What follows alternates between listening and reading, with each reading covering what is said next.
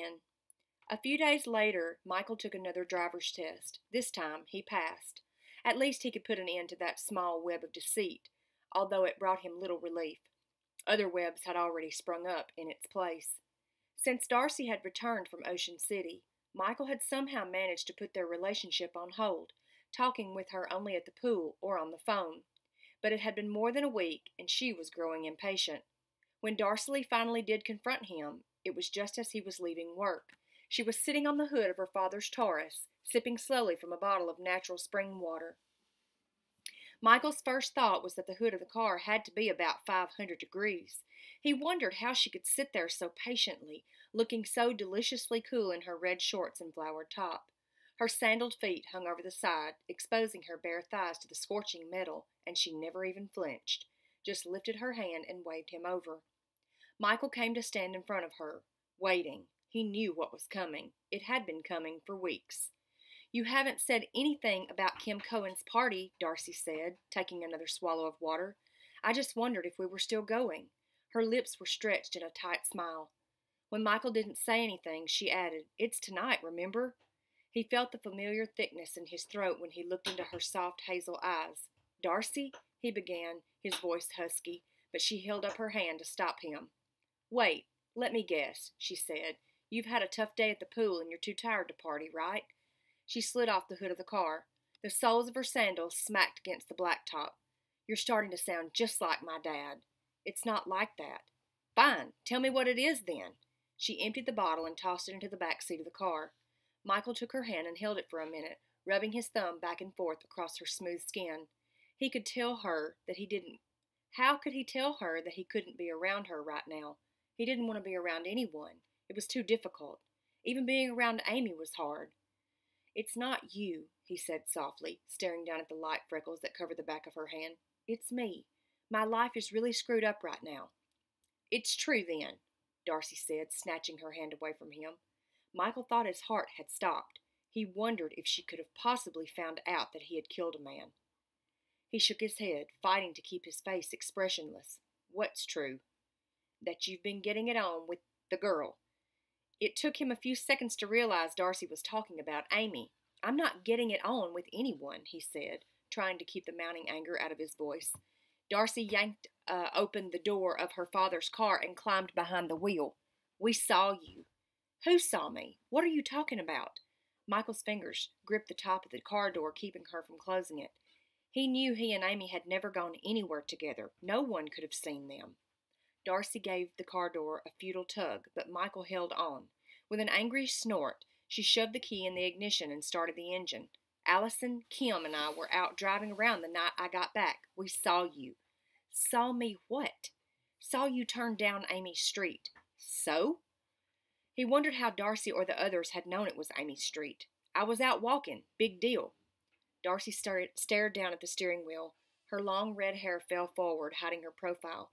"Don't you think I know something's wrong, Mike? I mean, we hardly ever see each other anymore." Then it came to him, like a rush of hot air from an open oven door. It all but slapped him in the face. "You were spying on me," he said, his voice barely audible because the full weight of this fact hadn't quite yet sunk in. "I had to know if you were seeing someone else." Darcy lifted her chin defensively. "You sure weren't going to tell me." "You and your friends were tailing me." He shook his head in disbelief. Darcy had begun to cry. Tiny ribbons of mascara snaked down her cheeks. Michael reached down and turned off the ignition, then came around to the other side of the car and climbed into the passenger seat. Darcy's hands were clamped around the steering wheel as if she were holding on for dear life, and all the while she kept up her steady hiccup-like sobbing.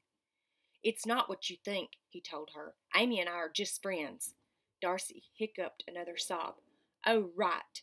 She swatted at the brown streaks on her cheeks. "What kind of idiot do you think I am?" "You don't have to believe me," he said. "I just wanted you to know. It has nothing to do with you. With us." Darcy slit her eyes at him. "Get out of my car." This was not how he wanted to leave her. In fact, he really wasn't sure if he even wanted to leave her. Everything was so screwed up. Still, it had finally come to this. There was no way around it without confessing everything. For one brief moment, he thought of telling her the truth. He tried to imagine how Darcy would react. Would she try to confront him? Tell him Charlie Ward's death was an accident, or would she tell the police?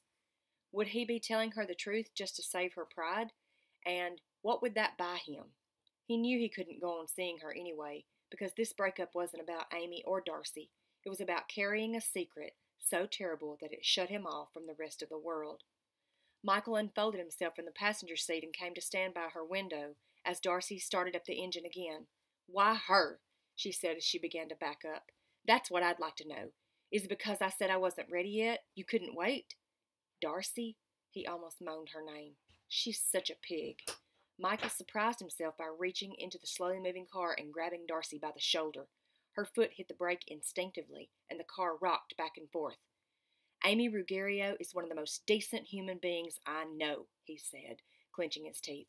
"She's been a good friend to me. A friend, period. You can believe whatever you want, but nobody calls a friend of mine, any friend of mine, a pig." Darcy gave him a look of pure hatred.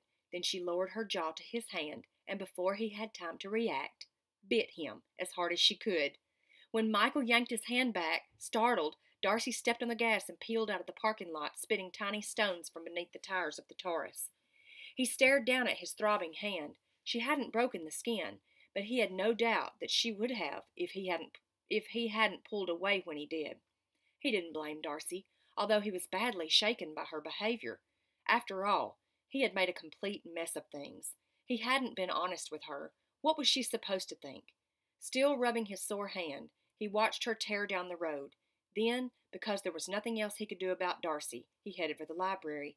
He still went almost every night to see if there were any new developments in the Ward case, especially now. He knew the police had continued going door to door the past week. So far, they had not been on his street.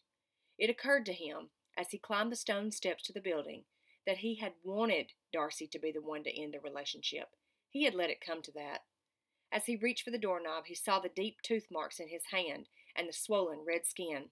If he had stayed with her, he would have only hurt her even more in the end, when the truth finally came out.